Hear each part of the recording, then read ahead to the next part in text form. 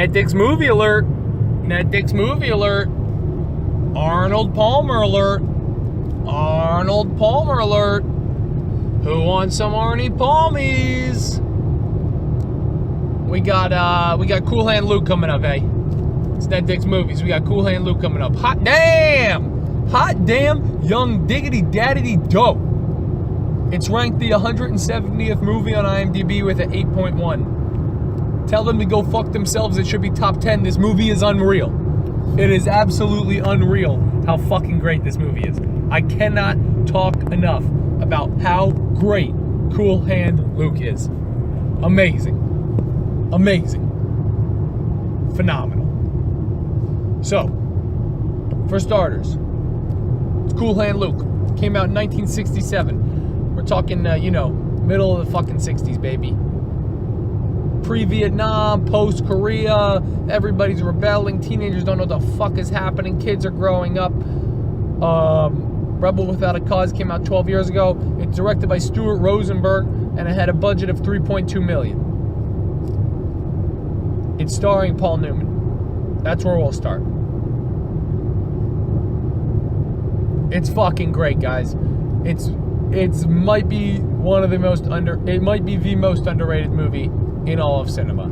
I can't believe less people don't talk about this as a fucking great. It's up there. It's up there with Shawshank, It's a prison movie. So yeah, let's dive in. The directing is some of the best directing I've ever seen. It's a 10 out of 10 directing. Hands down.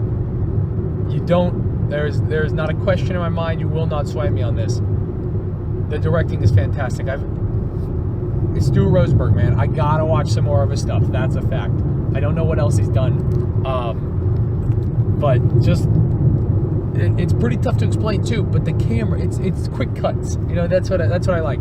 Quick cuts of abstract angles that you just don't see coming, and it just comes together. It's just art, Very few movies are directed in true art fashion. This is an artistically directed movie, and it's beautiful, man. And it's 1967, and it is decades ahead of its time, if not still ahead of its time. It could come out today; it'd probably still be ahead of its time. This fucking movie is unreal. I don't know how else to explain it other than that. You just get this feeling when you're watching it of wow, he's playing with our brains right now, Stuart Rosenberg, my hat goes off to you, and I will definitely be watching some of your movies soon. The acting, gave it a 9 out of 10. Paul Newman was great. There's no doubt about it. I didn't think it was like a terribly impossible role. I think that the side characters supported him well. I wish I could remember their names right now. But one of them in particular is Buddy in the prison. Pretty good side character. But yeah, it's all Paul Newman. Paul Newman steals the show. I got the ward and that's it. There's really not a huge flaw in the acting. The only reason it loses a point would be because it's not. I wouldn't say it was as difficult of a challenge as it could have been. You have to really push yourself to receive a 10. You have to push yourself a decent amount to receive a 9, or just really not mess up with a single character. And I think that the director did a great job with this as well, Stuart Rosenberg. I think 9 out of 10 gives it plenty.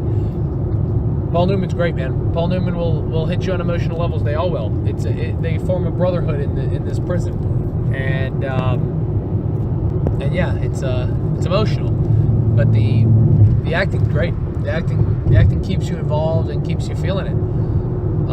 So then the writing, I give the writing a 9 out of 10 as well. It's along the similar vein. It's just great writing. It keeps the viewer entertained. They throw some stuff out there that you're like, oh my goodness, what? Like there's one point where they all bet that Paul Newman can't eat 50 eggs in an hour. I don't know who wrote that. I don't know who thought of that, but it's pretty freaking funny, man. And then you watch it, and it gives you a good feeling. It brings you into the prison. It makes you a part of it from your couch. It's pretty impressive what this director-writer combo was able to do. and Paul Newman in there as well. It's just a really, I said this about a Tarantino movie. I can't remember exactly which one, but great director meets a great writer, meets a great actor, and it makes a great film. And that's exactly what Cool Hand Luke was. Great directing meets great writing meets great acting. It meets a great story. I don't know exactly what I said. But yeah, so the writing was that. The impact is a 10 out of 10, and this is really where the movie hits another level for me.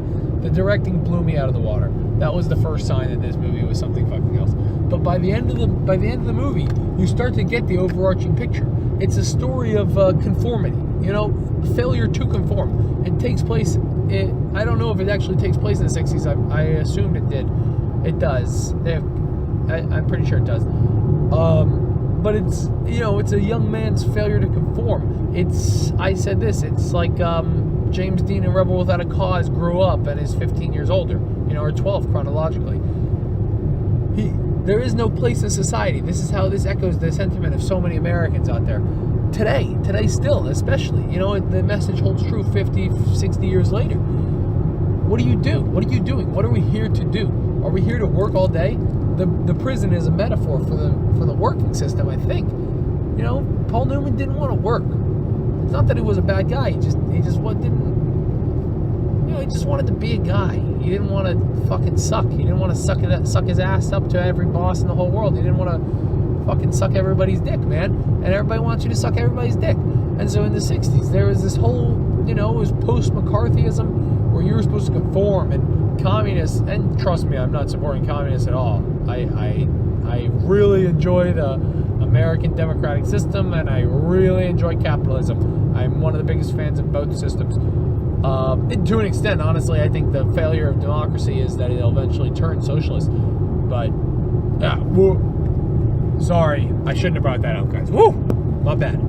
But that's what we're talking about. We're talking about this time period where these are the hot button issues, and so you had to choose. I'm either for them or I'm against them, and it was tough to decide. And you get people like Paul Newman and James Dean who echo the sentiment of a decade of what the fuck are we supposed to be doing here?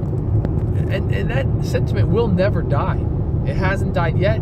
I feel that way almost every day. I'm sure millions of Americans feel the same way every day, and it just strikes a chord with you, man. It's amazing. This director was able to, this writer, this cast, everything was able to push this message so thoroughly into you and so subtly. That's the great thing, is they really didn't push it on you. You noticed it, and then all of a sudden you couldn't not notice it. And yeah, so we'll talk about the plot. Just an impactful movie, man. It impacted cinema after it. There's no way that Stuart Rosenberg's directing did not impact multiple generations of directors. I'm sure that this is a staple movie in every director's class in the entire nation. Yeah, it's fucking phenomenal. So directing-wise, it did, and then it impacted society. I'm certain of it, just like Rebel Without a Cause did. The plot is Paul Newman is a outcast. He's a great-looking guy. He's chill. He's fucking awesome. Everybody loves him. But you start out, he's cutting the heads off of parking meters. It doesn't even look like he's collecting money. He just wants to cause a little fuck you chaos, He does it, the cops pull him over, he's fucking wasted. They don't pull him over, he's sitting on the sidewalk. He's wasted, they take him to jail, he goes to prison.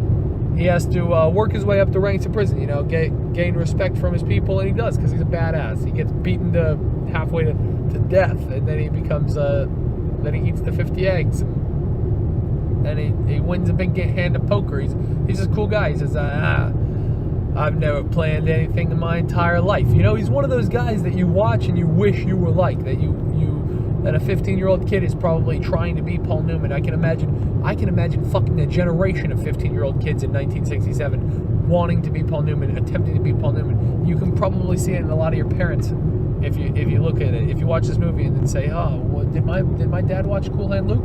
Did he try to be Paul Newman? Is my dad trying to be Paul Newman right now? He's a fucking cool guy, man. Yeah, he says, sometimes having nothing is a pretty cool hand. He's just a beast. And so he does that, but guess what? He's in prison. It was a 2-year sentence because it was a fucking joke. And everybody's like, what are you doing in here? And he's like, I don't know, man. I'm just passing time. That's his thing. Yeah, no, what he's doing. What are we all doing? We're all passing time, dude. He's fucking right. He says, I'm passing time. And they say, okay, well, you'll pass 2 years here. So he does it. He gains his rank, but eventually gets bored of that. And guess what? He says, I'm going to fucking escape here. And then the whole movie is about him trying to escape and getting caught, and trying to escape, and his attempts on that, and him getting broken down by the system inevitably, and to the point where you feel fucking horrible for this actor. And that's why, I mean, it's great acting, I guess. Maybe 9 isn't high enough, because you really feel for him. You know, you really feel for him. And you have an emotional investment by the end of it. And yeah, so that's the plot. And he does a very good job of it. The ending is a 9 for the same exact reason, man. It absolutely grips you. Nothing crazy, you know. It's not a 10. It didn't fuck my world up, but it grips you. It grips you hard enough to say, huh. It grips you hard enough that you exhale at the end of the movie and you say, whew, that was a fucking good one. You know? You guys know.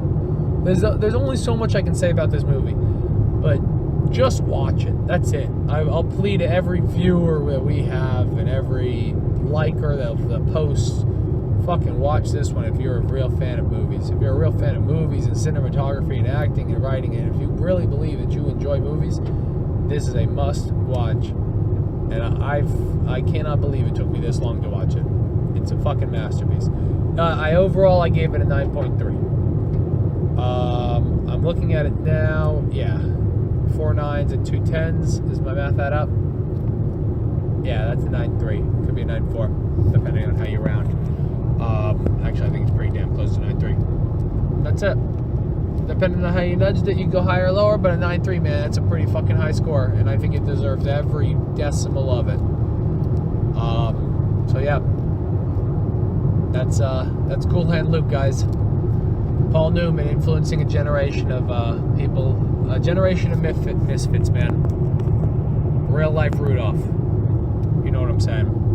All right, guys, thanks for tuning in.